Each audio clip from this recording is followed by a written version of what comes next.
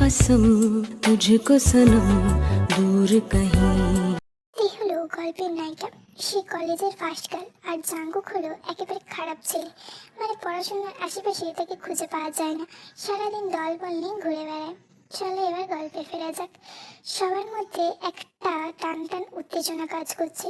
সবাই আগ্রহের দৃষ্টিতে তে আর জাঙ্কুকের দিকে তাকিয়ে বসে আছে। আজকে জাঙ্কুক আর তে গেম খেলছে। গেম বলাটা ভুল, কারণ তারা বাজি ধরেছে। বাজিটা হচ্ছে দুজন দুজনের চোখের দিকে তাকিয়ে থাকতে হবে। যদি হেরে যায় তাহলে তাকে অপরজনের কথা মতো চলতে হবে। সেই মতো তারা শুরু করে।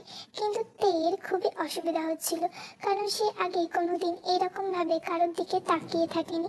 সে তো সারাদিন বইয়ের মধ্যে মুখ গুজে বসে থাকে। অবশেষে আর না পেরে তে হার মেনে যায়, আর জাঙ্কুক জিতে যায়। জাঙ্কুক জিতে যাওয়াতে সবাই চিৎকার করতে থাকে। জাঙ্কুক সবাইকে থামিয়ে দিয়ে বলে, তেকে এবার আমার কথা মতো চলতে হবে। তেও এবার বললো, ঠিক আছে, আমি যা বলবো সেই মতো তোমাকে চলতে হবে। হ্যাঁ হ্যাঁ ঠিক আছে, বলো আমাকে কি করতে হবে। একটু অপেক্ষা করো, সময় হলেই ঠিক জানতে পারবে। এই বলে জাঙ্কুক একটা বাঁকা হেসে সেখান থেকে চলে আসে। সেই দিনের মতো কলেজ কমপ্লিট করে বাড়ি চলে আসে তে। বাড়িতে এসে সে ঘুমিয়ে পড়েছিল। হঠাৎ করে ফোনের আওয়াজে তের ঘুমটা ভেঙে যায়। তে ফোনটা তুলে দেখে জাঙ্কুক ফোন করছে। বিরক্ত হয়ে তে ফোনটা তুলে, কি হয়েছেটা কি? এখন আমাকে ফোন করে ডিস্টার্ব করছো কেন? সকালে তো বললাম তোমার সব কথা শুনবো, তাহলে এখন ফোন করে আমার স্বাদের ঘুমটা ভাঙালে কেন? জাঙ্কুক একটু চিন্তিত স্বরে জিজ্ঞাসা করলো, তুমি এখন ঘুমাচ্ছ কেন? শরীর খারাপ নাকি? না, এমনি ক্লান্ত লাগছিল তাই ঘুমিয়ে পড়েছিলাম। তা কি জন্য ফোন করছিলে? তুমি ভেবে চিনতে বলছো তো তে? তুমি সত্যি সত্যি আমার কথা শুনবে তো? তে এবার একটু ভয় পেয়ে যায় জাঙ্কুকের কথা শুনে, তবু মনের মধ্যে হাজার গুণ সাহস এনে বলল, হ্যাঁ আমি শুনবো। এই বলে ফোনটা কেটে দেয়। তে ফোনটা কেটে দেওয়ার পরে জাঙ্কুক হাসতে থাকে আর মনে মনে বলে, অপেক্ষা করো তে বেবি, আমি আসছি তোমার খুব কাছে। পরের দিন সকালে তে ঘুমাচ্ছিল। হঠাৎ করে তার মা তার রুমে এসে তাকে ডাকতে থাকে। কি হয়েছেটা কি মা? তুমি এইভাবে ডাকছো কেন আমাকে? ঘুম থেকে উঠে তাড়াতাড়ি রেডি হয়ে নে, আর হ্যাঁ এই শাড়িটা পরে সুন্দর করে সেজেগুজে আসবি। মায়ের মুখে এমন কথা শুনে তে তো পুরোই অবাক হয়ে যায় এবং মাকে জিজ্ঞাসা করে, কেন মা, কি হয়েছে? আমি এইভাবে রেডি হব কেন? আজ তোকে দেখতে আসবে। কি? আর কি না করে রেডি হয়ে নে, এই বলে তিনি রুম থেকে চলে গেলেন। আর কোনো উপায় না পেয়ে তে রেডি হয়ে নিচে নেমে আসে। নিচে জাঙ্কুককে বসে থাকতে দেখে তে তো পুরোই অবাক হয়ে যায়। অন্যদিকে জাঙ্কুক বসে বসে তের মুখের এমন অবস্থা দেখে মুচকি মুচকি হাসছে। কিছুক্ষণ পর জাঙ্কুক বলল, আচ্ছা আমি কি ওর সাথে একটু আলাদা করে কথা বলতে পারি? হ্যাঁ বাবা, অবশ্যই। তে মা, তুমি জাঙ্কুককে নিয়ে ছাদে যাও তো। তে বাবার কথা মতো জাঙ্কুককে নিয়ে ছাদে চলে আসে। ছাদে আসার পরে, এটা কি হলো? কোনটা কি হলো? এই যে তুমি আমাকে দেখতে এসেছো। হ্যাঁ, তোমাকে বিয়ে করবো বলে এসেছি। মানে কেন এরকম করছো? কেন? তুমিই তো বললে আমি যা বলবো তুমি তাই করবে। তা বলে বিয়ে? হ্যাঁ, বিয়ে। তারপর জাঙ্কুক ধীরে ধীরে তের দিকে আগাতে থাকে আর তে পিছাতে থাকে। একটা সময় তের পিঠটা দেওয়ালে গিয়ে থাকে আর জাঙ্কুক দুহাত দিয়ে তের কাঁধে চেপে ধরে। তার মুখটাকে ধীরে ধীরে তের সামনে এগিয়ে নিয়ে যেতে থাকে। তে তো ভয়ে চোখ বন্ধ করে নেয়। জাঙ্কুক মুখটাকে তের কানের কাছে নিয়ে গিয়ে বলে, এই তো শুরু, এখনো আসল লাভ গেম খেলা বাকি আছে তে বেবি। এই বলে তেকে ছেড়ে দিয়ে নিচে চলে আসে। কিছুক্ষণ পর তেও নিচে নেমে আসে এবং নেমে এসে দেখে জাঙ্কুকরা বাড়ি ফিরে যাচ্ছে। জাঙ্কুক চলে যাওয়ার আগে তের দিকে তাকিয়ে একটা মুচকি হাসি দেয়। জাঙ্কুকরা চলে যাওয়ার পরে তে তার বাবার কাছে এসে বলে, বাবা আমি বিয়েটা করতে পারবো না। কেন মা? ও একটা বাজে ছেলে, সারাদিন মেয়েদের সাথে ঘুরে বেড়ায়, পড়াশোনা করে না। তুমি যাই বলে নাও তে, এই বিয়েটা হবে। মা প্লিজ, আমি আর কোনো কথা শুনবো না। তে এর আগে কচকচ করতে করতে নিজের রুমে চলে যায়। পরের দিন সকালে জাঙ্কুকের বাড়ির লোক ঠিক করে তারা আজকে শপিং করতে যাবে, আর সঙ্গে তের বাড়ির লোককেও নিয়ে যাবে, কারণ 2 সপ্তাহ পরে তে আর জাঙ্কুকের বিয়ে ডেট ঠিক করা হয়েছে। তাই হাতে বেশি সময় নেই। সকাল 10টার দিকে সবাই মিলে শপিং করতে আসে। শপিং মলে সবাই মিলে কোনো কেনাকাটা করছিল। ঠিক তখনই তে জাঙ্কুককে টেনে নিয়ে চেঞ্জিং রুমে যায়। রুমে ঢুকে তে জাঙ্কুকের কলারটা ধরে জিজ্ঞাসা করে, তুমি এইসব কেন করছো? কেন এই বিয়েটা করছো? কালকেই তো বললাম লাভ গেম শুরু হয়ে গেছে। জাঙ্কুক, তুমি এইভাবে আমার জীবনটা নষ্ট করতে পারো না। আমি কি করতে পারি তা তুমি এখনো কল্পনাও করতে পারো না। তবে এখনো তো আমি তেমন কিছুই করিনি। একবার বিয়েটা হোক, তারপর আসল গেম শুরু হবে। এই বলে জাঙ্কুক সেখান থেকে চলে আসে। তারপর তারা সব কিছু শপিং করে বাড়ি ফিরে। রাতের বেলা তে ও তার বাবা মা খাবার খাচ্ছিল। তখনই তে আবার বলে ওঠে, আমি এই বিয়েটা করতে চাই না, তোমরা বিয়েটা প্লিজ ভেঙে দাও। তের মায়ের একই কথা, এই বিয়েটা হবে, তুই তাতে রাজি থাক বা না থাক তাতে কিছু যায় আসে না, তোকে বিয়েটা করতেই হবে। আর যদি বিয়েটা না করিস তাহলে আমার মরা মুখ দেখবি।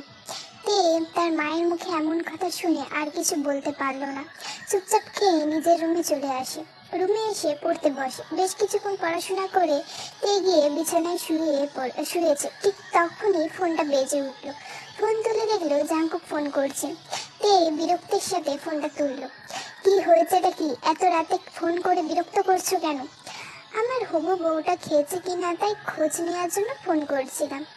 জাঙ্কুকের মুখে হবু বউ কথাটা শুনে তে প্রথমে ঘাবড়ে যায়। তারপর বলে ওঠে, না আমি খাইনি, তুমি এসো তোমার মাথাটা খাবো। মুচকি হেসে জাঙ্কুক বলে, ঠিক আছে যাচ্ছি। এই না না, আমি তো মজা করছিলাম। হ্যাঁ হ্যাঁ, আমি খেয়েছি। ওকে মাই ডিয়ার হবু বউ, তাহলে তুমি ঘুমিয়ে পড়ো। এই বলে জাঙ্কুক ফোনটা কেটে দেয়। আর তে একটা স্বস্তির নিঃশ্বাস ফেললো, কারণ তে বুঝে গেছে জাঙ্কুক যা বলে তাই করে। তারপর তেও ঘুমিয়ে পড়ে। পরের দিন, আজকে কলেজ ছুটি থাকার জন্য তে বাড়িতেই ছিল।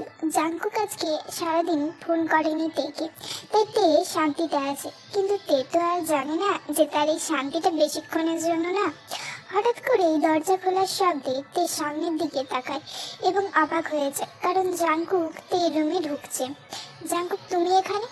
হ্যাঁ, এটা আমার হবু বউয়ের বাড়ি, হবু বউয়ের রুম। আমার যখন ইচ্ছে হবে আমি তখনই আসবো।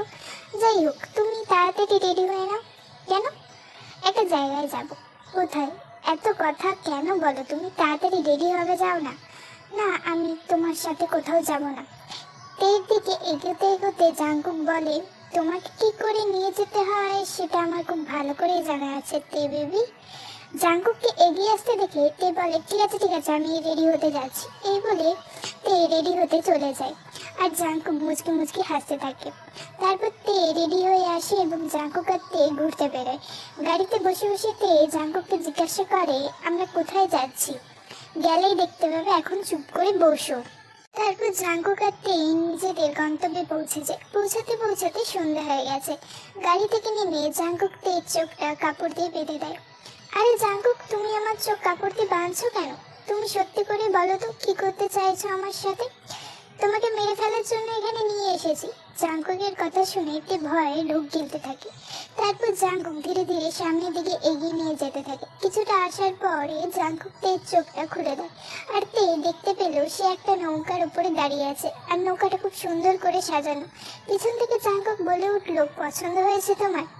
জাঙ্কুকের কথা শুনে তে ধ্যান ভাঙে। তে জাঙ্কুকের দিকে তাকে জিজ্ঞাসা করে, এইসব কিসের জন্য? ভাবলাম হবু বউ তুমি আমার, তোমার সাথে তো ডেটিং এ যেতে পারিনি, তাই এই ব্যবস্থা করলাম।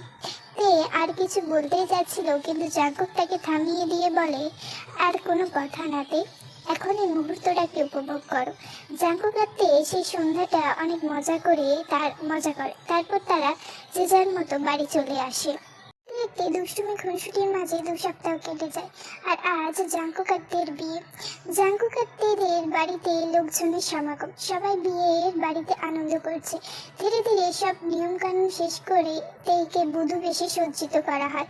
আর জাঙ্কুকও তেকে বিয়ে করার জন্য চলে আসে। অবশেষে জাঙ্কুকে দেওয়া সিঁদুরে তে সিঁথিকে রাঙিয়ে তোলে এবং বিয়ে সম্পূর্ণ হয়। তারপর জাঙ্কুক তেকে নিয়ে তার বাড়ি চলে আসে। দেখতে দেখতে তাদের ফুলসজ্জার রাতও চলে আসে। তে জাঙ্কুকের রুমে বসে আছে। তের মনের মধ্যে এক অন্যরকম অনুভূতি কাজ করছে, কারণ যাকে সে এতদিন তার বন্ধু রূপে দেখে এসেছে এখন থেকে সে তার বর। বর শব্দটা ভাবতে তের বুকের ভেতরে যেন এক অজানা উথাল পাতাল ঝড় বয়ে যাচ্ছে। তে জাঙ্কুককে নিয়ে এইসবই ভাবছিল, ঠিক তখনই জাঙ্কুক রুমে প্রবেশ করলো। জাঙ্কুককে দেখে তে আরো গুটিয়ে গেল। জাঙ্কুক দরজাটা বন্ধ করে ধীরে ধীরে তের দিকে এগিয়ে এসে তের পাশে বসলো। জাঙ্কুক তেকে উদ্দেশ্য করে বলল, তে চলো আমরা একটা গেম খেলবো। আসলে জাঙ্কুক এই গেমটা খেলতে চাইছিল কারণ তের মনে জাঙ্কুককে নিয়ে যে ভুল ধারণাগুলো আছে সেটা দূর করার জন্য এবং তের খুব কাছাকাছি যাওয়ার জন্য। কি গেম? অবাক হয়ে জাঙ্কুকের দিকে তাকায় তে। গেমটা হচ্ছে তুমি আর আমি দুজন দুজনকে প্রশ্ন করব, আর যার প্রশ্নের উত্তর ভুল হবে তাকে শরীর থেকে একটা করে আবরণ সরিয়ে ফেলতে হবে। তে তো পুরোই অবাক জাঙ্কুকের এরকম কথা শুনে। তে কিছু বলার আগেই জাঙ্কুক বলে ওঠে, আমি কোনো কথা শুনবো না, কারণ বাজিতেই তুমি হেরেছিলে আর শর্ত অনুযায়ী আমি যা বলবো তোমাকে তাই করতে হবে।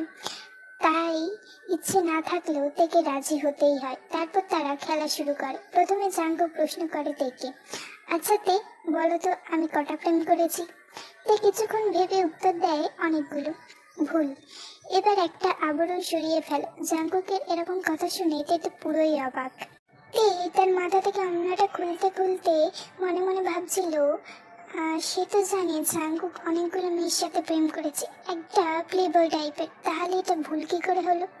তারপর তে জাঙ্কুককে জিজ্ঞাসা করে, আমি কোনোদিন কারো ক্লোজ হয়েছি?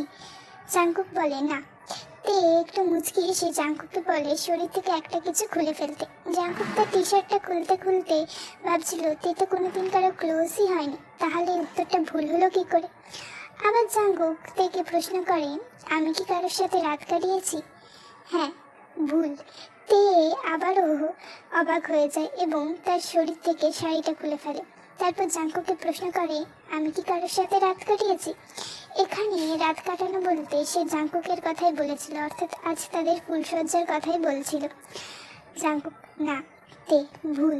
জাঙ্কুক আবারও অবাক হয়। তবে এবার জাঙ্কুক তার প্যান্টটা খুলে ফেলে।